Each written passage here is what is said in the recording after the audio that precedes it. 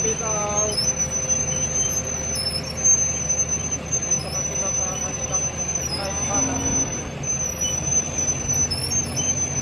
Tulak ko na sila kanina. Bitaw. Ginamit pa yung traktura. Bitaw ko sa kanila.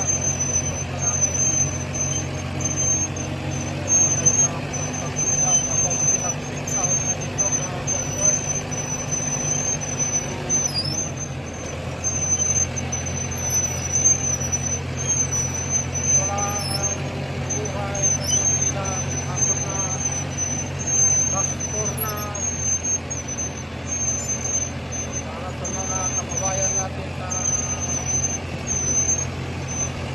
kung magtrabaho dito sa New Zealand sa dairy farm, ito po ang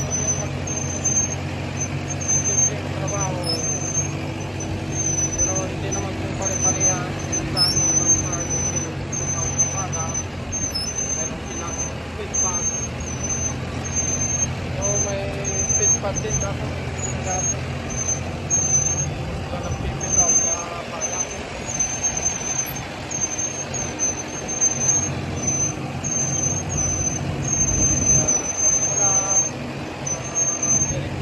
Pero medyo malamig na. Malamig kasi.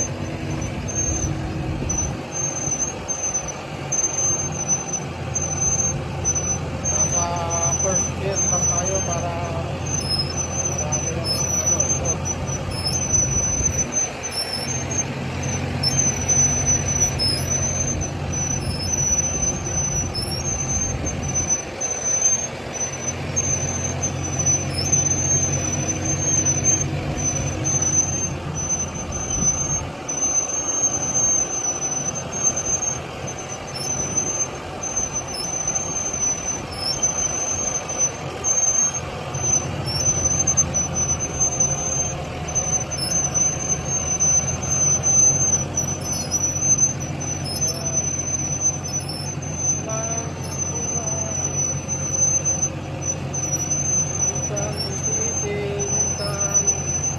Hataw-hataw.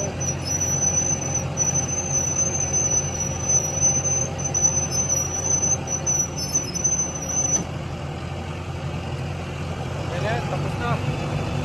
Malabas na tayo ng pada.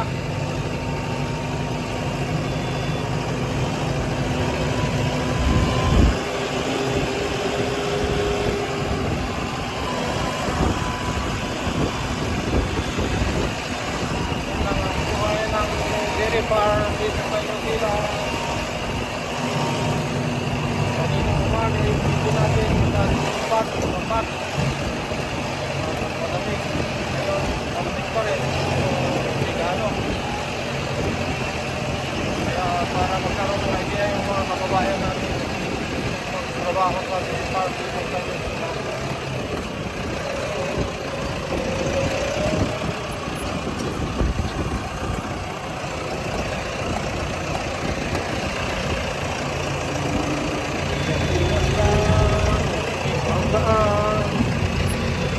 Ito lang ang problema dito sa farm na kulay kasi masikip yung mga intrigate nila.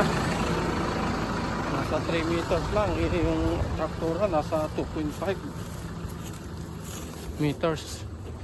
So ilalak lang natin ito para hindi sila makalabas mamayang gabi.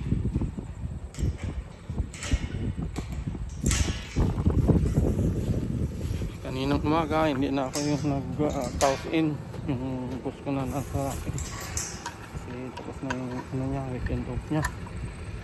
Oh, yan ang ating wagon, ang ating traktora na ginagamit. Yung pins nila dito guys, walang kuryente. Hindi, meron pala pero may na. Ayan ang ating traktora. So ganito lang guys ng ating short video. Karoon lang kayo ng idea.